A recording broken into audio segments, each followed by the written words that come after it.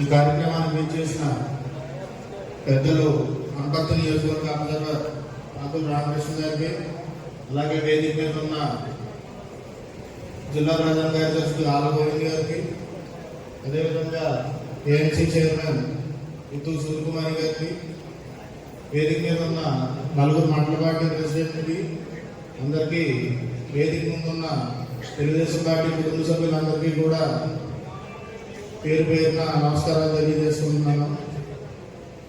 Telugu Desam party 82లో ఏ రోజైతే నందమూరి తారక రామారావు గారు party స్థాపించి ఆ రోజు నుంచి ఇవాటి వరకు కూడా పార్టీ చాలా ఎన్ని విజయాలు చూసిందో, ఎంత కష్టకాలంలో ఉన్నప్పటికీ ఎప్పుడు కూడా తెలుగుదేశం పార్టీకి మెయిన్ వెనకాల బ్యాక్ బోన్ కింద ఉన్నది మాత్రం కార్యకర్తలే. ఆ కార్యకర్తలు కూడా మన లాస్ట్ చంద్రబాబు నాయుడు గారు ఒక మాట చెప్పారు, తెలుగుదేశం పార్టీ ఎప్పుడు కార్యకర్తల గురించి ఆలోచిస్తుంది, కార్యకర్తల సంక్షేమ పార్టీ గురించి ఆలోచిస్తుందని. దానికి ముఖ్యమైన ఉదాహరణ మొన్న నారా లోకేష్ గారు ఏదైతే మెంబర్షిప్ స్కీమ్ ప్రవేశపెట్టి 100 రూపాయలకి 5 లక్షల ఇన్సూరెన్స్ అనేది ప్రవేశపెట్టారో దాన్ని బట్టి మనం అర్థం చేసుకోవచ్చు తెలుగుదేశం పార్టీ అనేది కార్యకర్తల మీద ఎంతో శ్రద్ధ చూపిస్తుందని.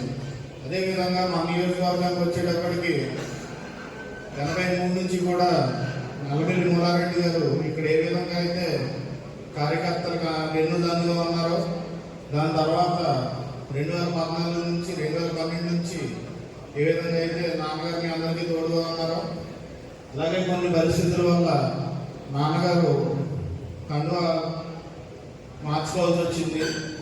దాని తర్వాత ఇక్కడ అఫీషియల్గా ఈ డిక్లేర్ చేయకపోయినా బాధ్యతలన్నీ కూడా నా మీద ఉండడం, నేను కూడా నా బెస్ట్ మీకు అందరికీ ఇవ్వడానికి కూడా నేను 100% ట్రై చేస్తాను.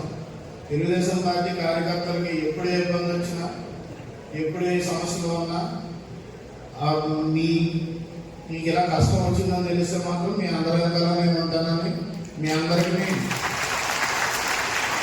శాంతి భద్రత కాపాడుకుంటానని, ఇక్కడ ఏదైతే 55,000 సభ్యత్వాలు సుమారు జరిగినాయో వాళ్ళందరికీ కూడా నేను మీ వెనకాల నేను ఉంటానని కూడా నేను తెలియజేసుకున్నాను. Thank you. అలాగే మాకు మెయిన్ ఎజెండా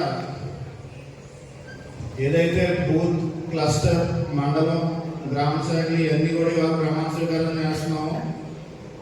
దానికి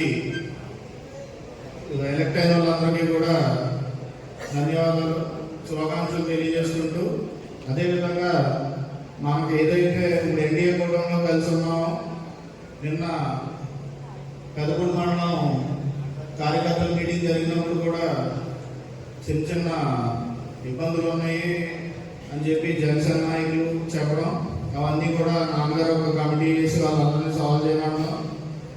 ఏదైతే 2024లో మనం ఏదైతే ఎలక్షన్ కంటెస్ట్ చేసి మొత్తం ఉమ్మడిగా ఎన్డీఏ కూటమి తరఫున కంటెస్ట్ చేసి మనం గెలిచినప్పుడు ఏ ఐక్యత అయితే మనలో ఉందో అదే ఐక్యతలు మళ్ళీ వచ్చి లోకల్ బాడీస్లో కూడా ఉంది.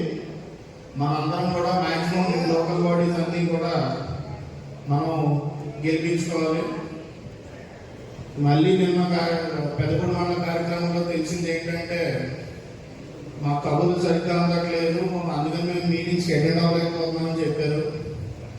ఎందుకంటే ప్రతి ఒక్కరు ఇప్పుడు వాడేది కూడా ఆండ్రాయిడ్ ఫోన్ వాడుతున్నారు, లేకపోతే స్మార్ట్ ఫోన్స్ వాడుతున్నారు. ఏ రోజు కార్యక్రమం, ఏ రోజు ప్రతి కార్యక్రమం కూడా అందులో పోస్ట్ చేయడం జరుగుతుంది. ప్రతి మండల ప్రెసిడెంట్ కూడా మీ అందరికీ కబుర్లు చెప్తారు. అదేమన్నా మా సైడ్ నుంచి ఫాల్ట్ ఉంటే కూడా కబుర్లు చెప్పడం అనేది రెక్టిఫై చేసుకుంటాం. Thank you.